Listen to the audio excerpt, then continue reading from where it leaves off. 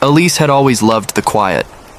After years of shared housing, toxic roommates, and crammed city chaos, she finally moved into a one-bedroom apartment on the 6th floor of an aging brownstone, faded brick, creaky elevators, and a strange hum in the walls that never fully disappeared.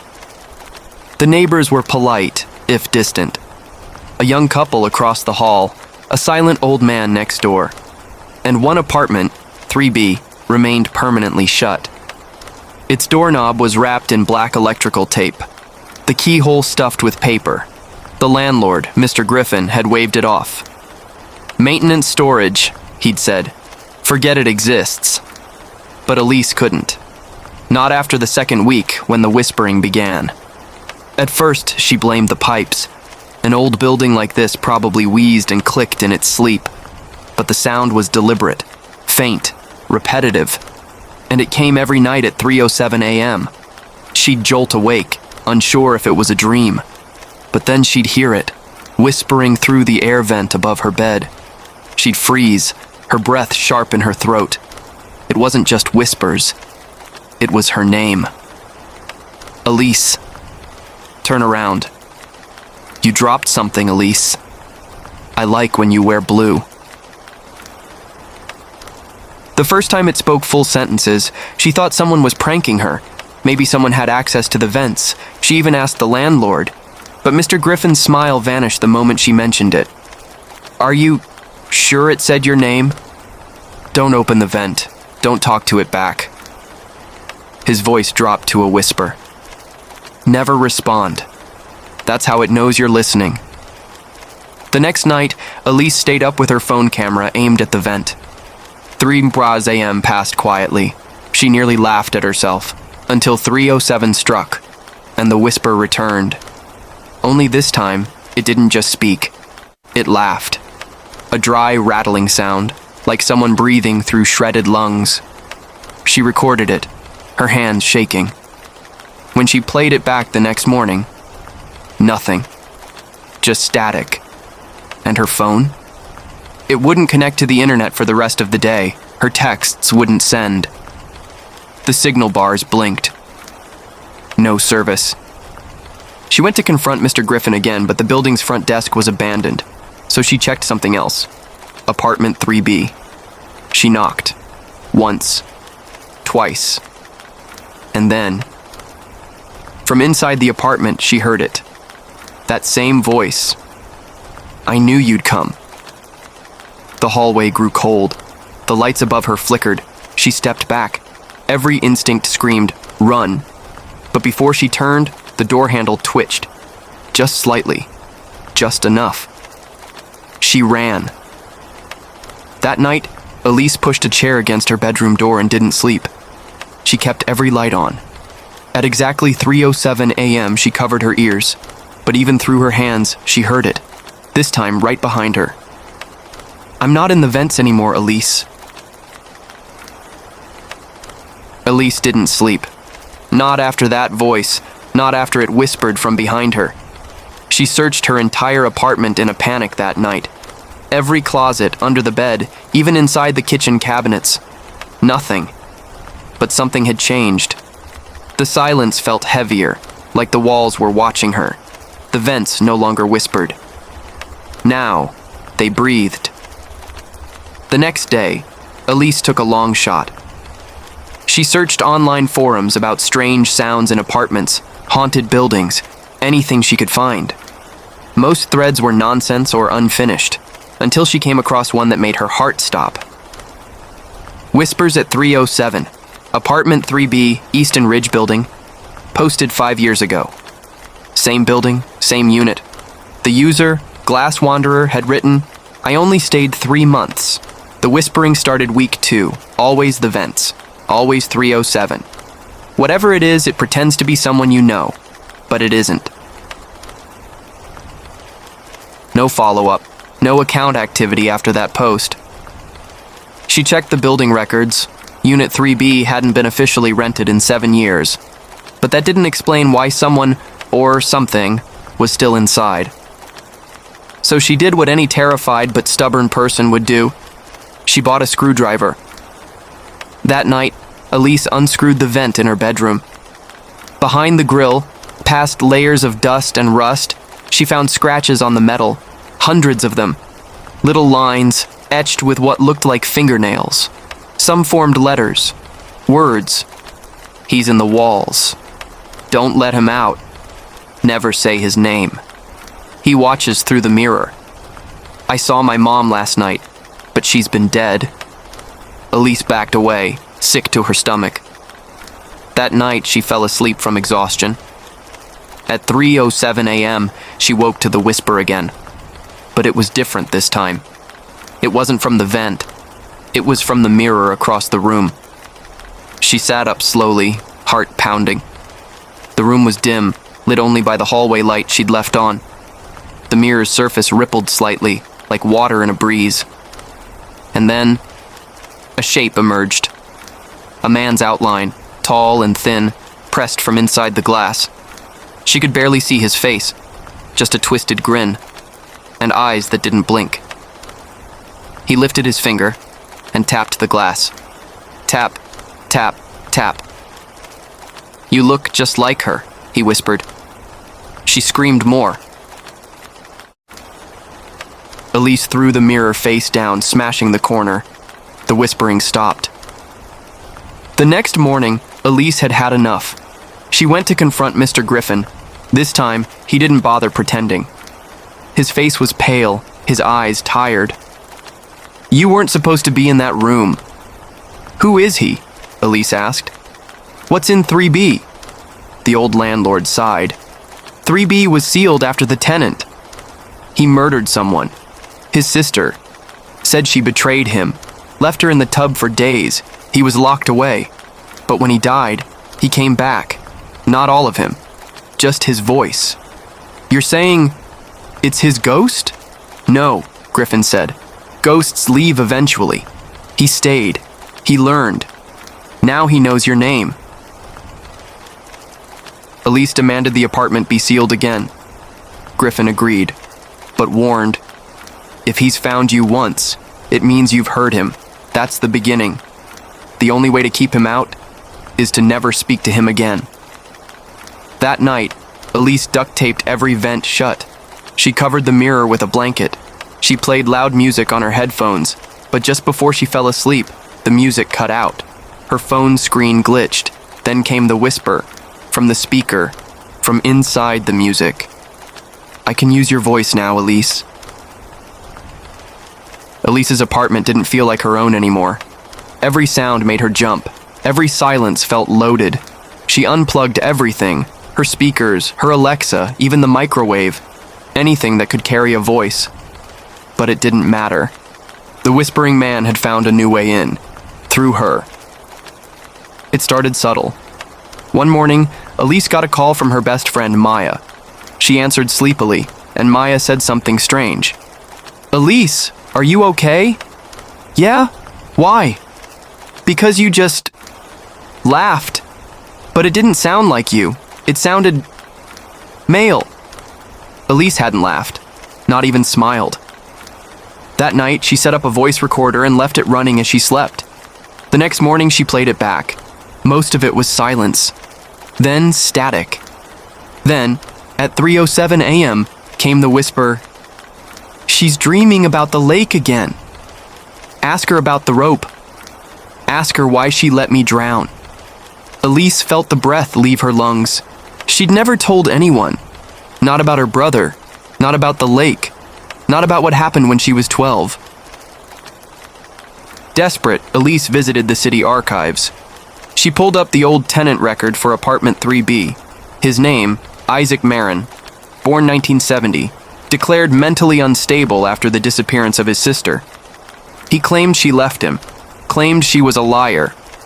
But police found her drawings in the unit, dozens of them, all of the same figure. A tall man with a twisted face, hiding in mirrors, whispering through vents. He says he's me, one drawing read, but he's not. She printed them, took them home, taped them to the wall like a puzzle. That night, Elise felt like she was being watched more than ever. Every light in the apartment flickered. She tried calling Maya, But her phone screen just glitched, then blacked out. And from the silence, a voice burst through her mouth. "Why did you leave me, Elise? Why didn't you pull me out of the water? Why did you let me drown?" Elise dropped the phone, trembling. It wasn't Isaac. It was her brother. She checked her phone recording. The voice was hers, but the words weren't. Then she realized it was both. The whispering man had merged with her grief, her guilt, her memory. She barricaded her apartment, canceled work, turned off the lights. The drawings on her wall began to curl, to blacken at the edges. The mirrors showed her face, but always a half-second too slow.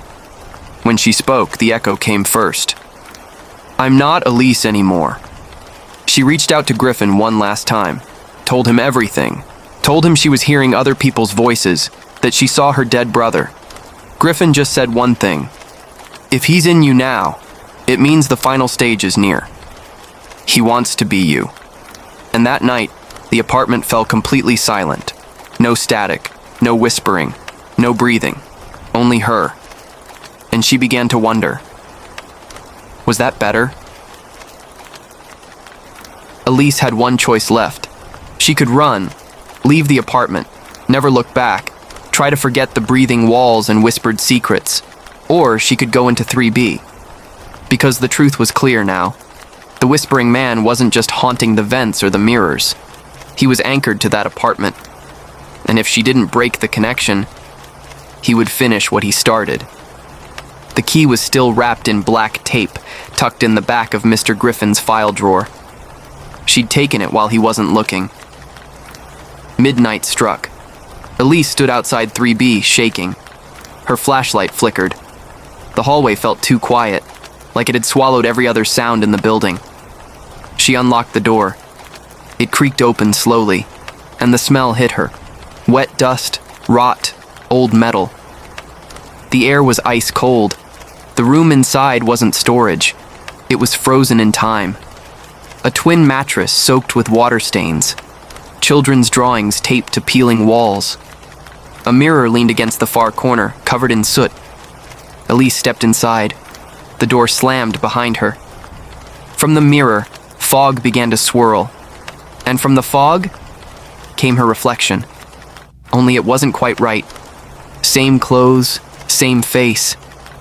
But the eyes were hollow. The mouth curled in a slow, impossible grin. "You finally came back," it whispered. "I missed wearing your skin." Elise backed away, but her feet wouldn't move. The mirror rippled like water, and the reflection stepped through it. It wasn't a ghost. It was her. A version twisted by guilt, by memory, by the thing that had lived in the walls of her mind since she was a child. The whispering man didn't create fear. He fed on what was already there. She remembered the lake, her brother's face, the rope, the choice she made. And now, the thing inside the mirror was using that pain as a door. "Say my name," the reflection whispered. "Let me in. Let me finish what you started." But Elise had learned something. The whispering man could only win if you let him speak through you. So she did the one thing he couldn't stand. She closed her eyes. She blocked out the sound, and she screamed, not in fear, but in truth. "You're not real. You're what I buried. You are not me."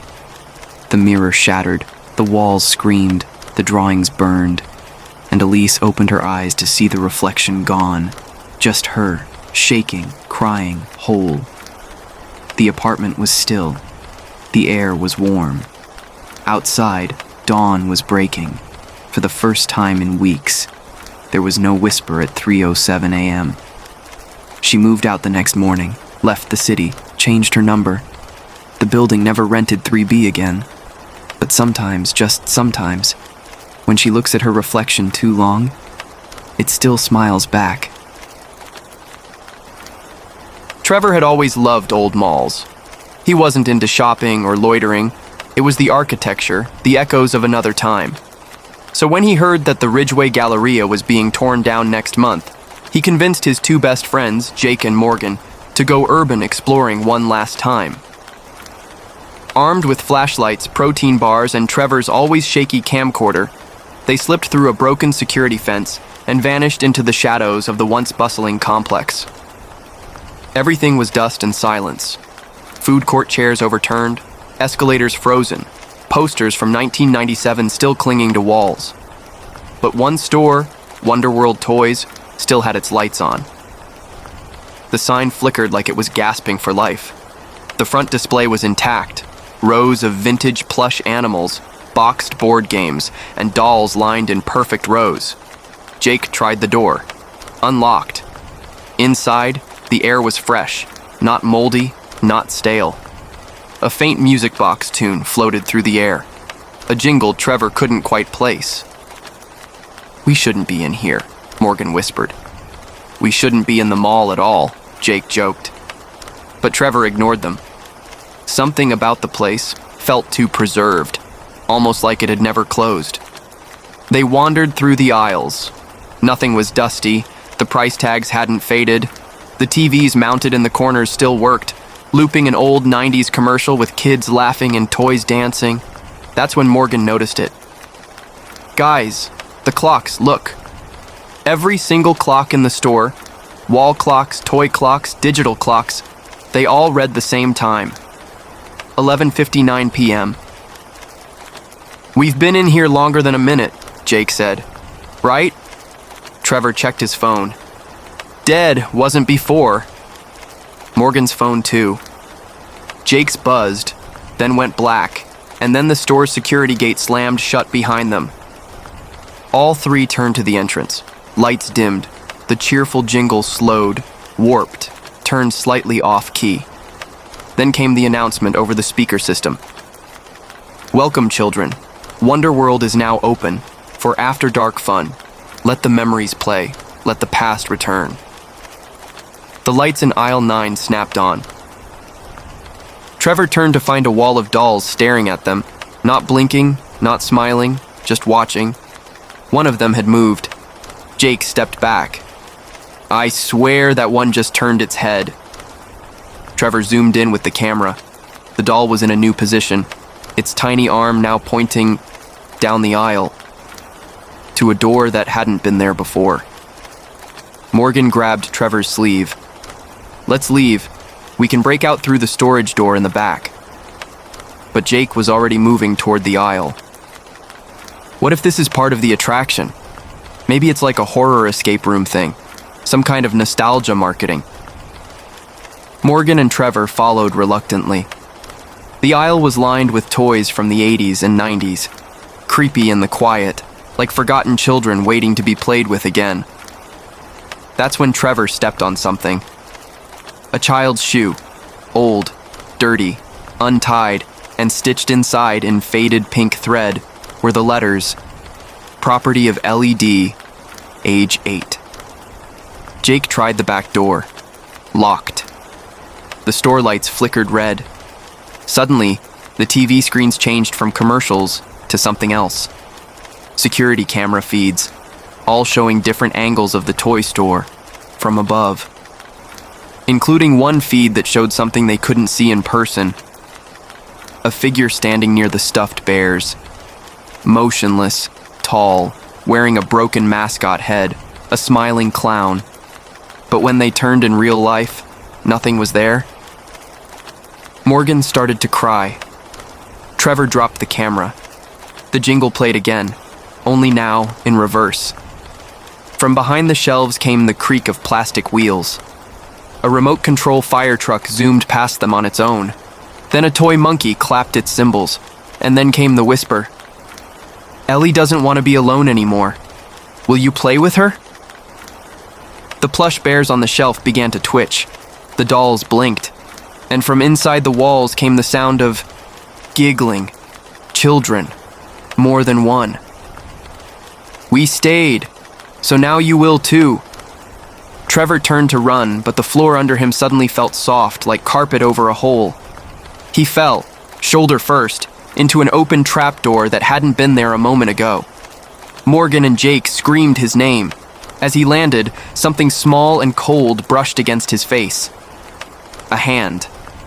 A child's voice whispered in the dark, "It's okay. You'll remember soon." Trevor hit the ground hard, breath knocked from his lungs. His flashlight cracked, but still flickered. The space he'd fallen into wasn't a normal basement. It felt like a buried room. The floor was soft, like padded carpet, only damp. He stood slowly. Around him were shelves stacked with old VHS tapes, teddy bears missing eyes, broken plastic toys. Every inch smelled like wet cloth and sadness. And then he saw the walls. Not drywall, not brick. Drawings, hundreds of them. Crayon-sketched pictures of children, some smiling, some crying, all signed in shaky handwriting. Tina, age 6, Logan, age 4, LED, age 8. Me, I forgot my name. Trevor felt his stomach twist. That name, LED, was in the shoe he found upstairs. Suddenly, a low jingle echoed through the room. Slower now, warbled like a broken record. If you leave your toys alone, they'll find their way to bring you home. He turned to see a door-sized dollhouse built into the far wall, its lights turned on, and from inside, a voice whispered, "Trevor." Upstairs, Jake and Morgan were pounding on the trap door. "Trevor, say something. Are you hurt?" But they couldn't hear him, not over the store's rising noise.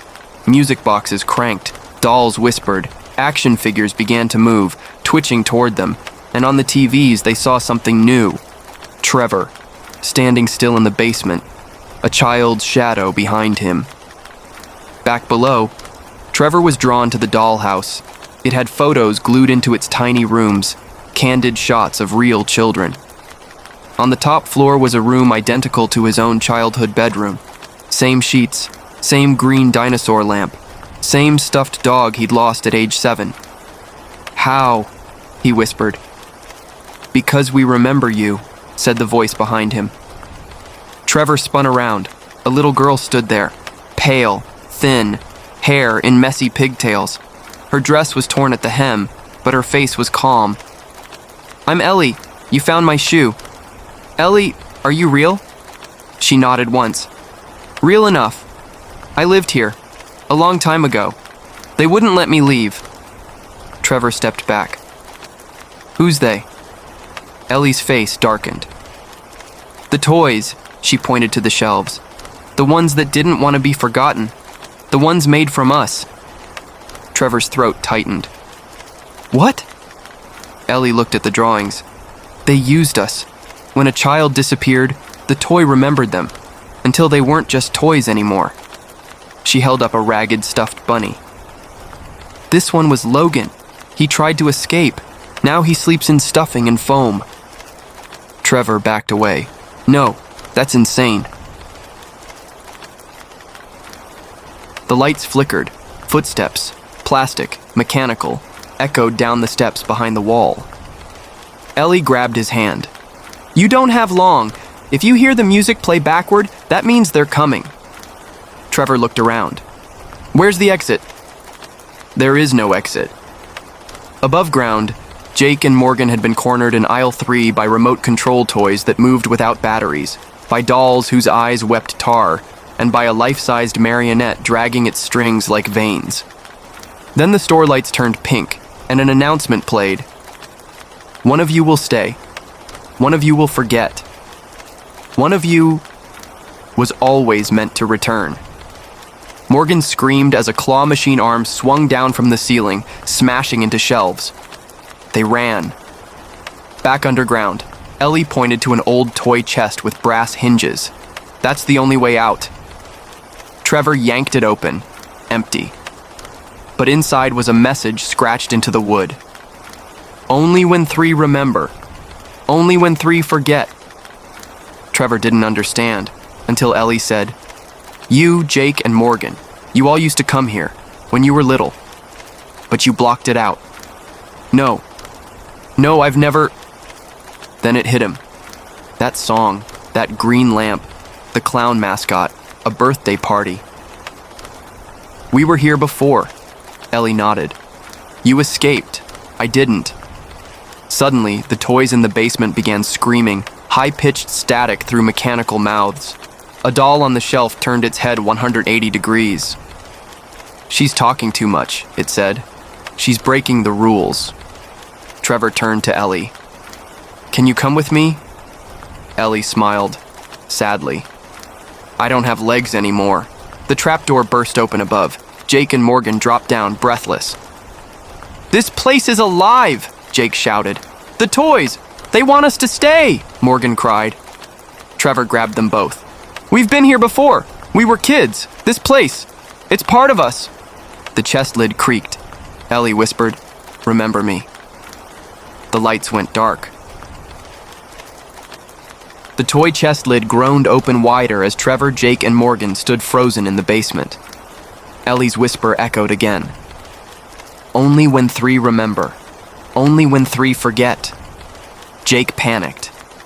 "Forget what? What are we even doing down here?"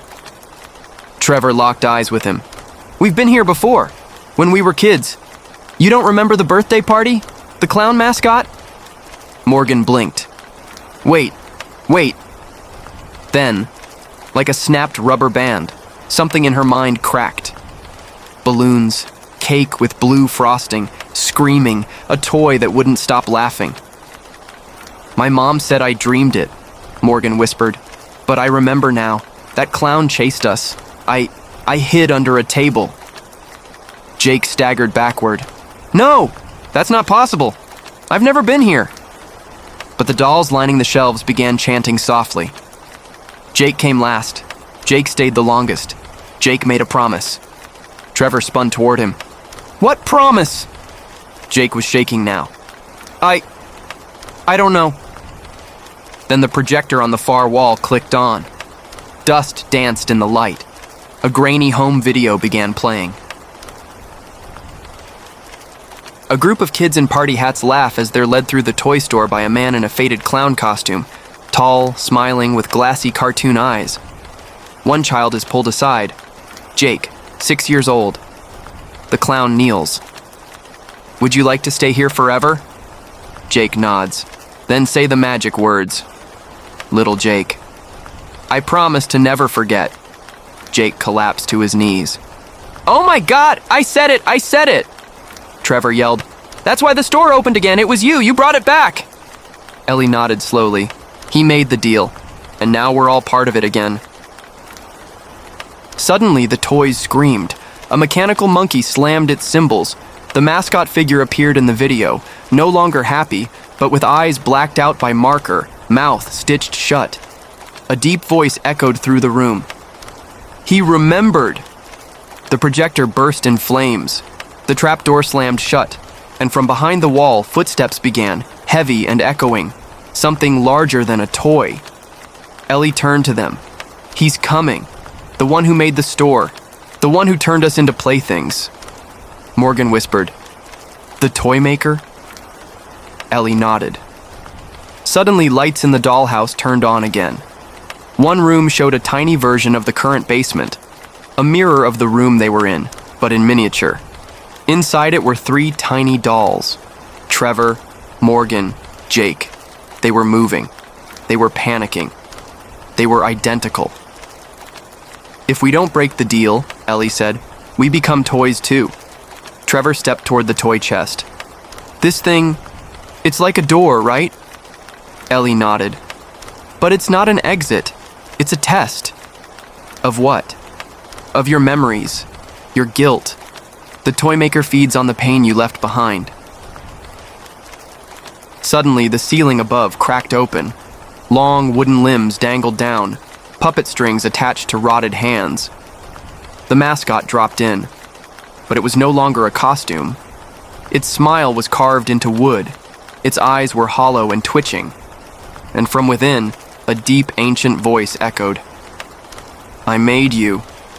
You were all broken, so I fixed you." Jake stood frozen. "We have to go. We have to go now." Trevor shoved open the toy chest. Inside was a swirling black void. No floor, no walls. "Jump," Ellie said. Morgan hesitated. Jake turned to Ellie. What happens if we don't? Then you'll wake up tomorrow thinking it was a dream, but one day, you'll walk into a store just like this and never leave again. Trevor jumped first. Morgan followed. Jake stared at Ellie, tears in his eyes. I'm sorry. She smiled faintly. You were my best friend once.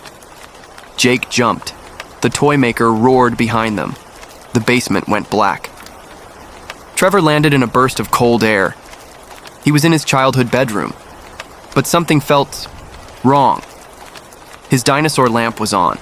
A VHS tape sat on the bed, labeled Wonderworld, Trevor's Party. The one who forgot. Trevor jolted upright. He was back in his childhood bedroom. Same wallpaper, same toys, same books on the shelf, all perfectly placed as if nothing had changed since 1998. Except everything was silent. His breath frosted in the air. The lamp buzzed with a strange hum, and sitting on the bed in front of him was a VHS tape. Label, Wonderworld, Trevor's Party. His hands shook as he picked it up.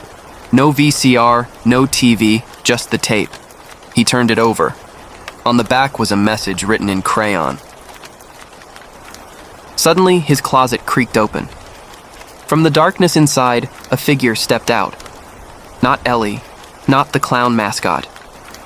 It was another Trevor, but younger, 7 or 8 years old, wearing the same red striped shirt he wore in the party footage. His face was blank, his eyes empty. You broke the rules, the young version said. You left us behind. What are you? Trevor whispered. I'm the you who stayed. The floor cracked like paper. The room peeled apart like a pop-up book. Walls collapsed into shelves. The bed folded into a display table. Trevor was back in Wonderworld, but now it was completely different. All the lights were off. Every aisle was covered in spiderwebs and dust. Broken toys littered the floor. The shelves were bare. It wasn't midnight anymore. It was closing time. Jake and Morgan stumbled toward him, pale and dizzy. Where are we? I saw my mom. But she wasn't real, Morgan whispered. I saw myself, Jake added, as a toy on a shelf. They turned a corner and froze. The dollhouse sat in the middle of the store now, only much larger, life-sized, each window lit with a different memory. Morgan's room, Jake's treehouse, Trevor's backyard, Ellie's last birthday. Ellie stood inside on the porch of the dollhouse, waving sadly. This is the end, she said. You have to choose. The toy maker's voice boomed from every speaker. Some toys get to leave. Some toys stay behind. But all toys, remember. Trevor turned to his friends. We have to let go. That's what it means to forget. We have to leave the pain behind, or we stay part of this place forever. Jake hesitated. I don't know who I am without the memories. Morgan stepped forward, whispering, We're more than what happened to us. Then the store shook. The toy maker appeared one last time, towering over them, strings pouring from his fingers like roots, dragging toys and shelves with him. His stitched mouth opened, and inside it, they saw rows of teeth made from broken doll parts. You made me! You fed me! You remembered! Trevor stared him down, then threw the VHS tape to the ground, shattering it. The store began to collapse. Lights burst, aisles fell inward. The dollhouse cracked apart, room by room. Ellie smiled. You passed. You broke the loop. Trevor ran to her, but her form was fading, like a memory dissolving in sunlight. Thank you, she whispered. Tell the world we were here. And she vanished. Suddenly, Trevor woke up on the sidewalk outside the Ridgeway Mall. It was morning. Police sirens, caution tape, a security guard shaking him. Hey kid, you all right? That mall's condemned. No one's been inside in 25 years. Trevor looked down. His hands were covered in dust. Jake and Morgan lay beside him, slowly waking. No one remembered the toy maker. No one remembered Ellie, except the three of them. 1 week later, Trevor visited a local antique store. Behind the glass, a dusty, stuffed rabbit, missing one eye. Tag still attached. Property of Logan, age 4. He didn't buy it. He didn't speak. He just nodded and walked away. Because some toys aren't meant to be played with again.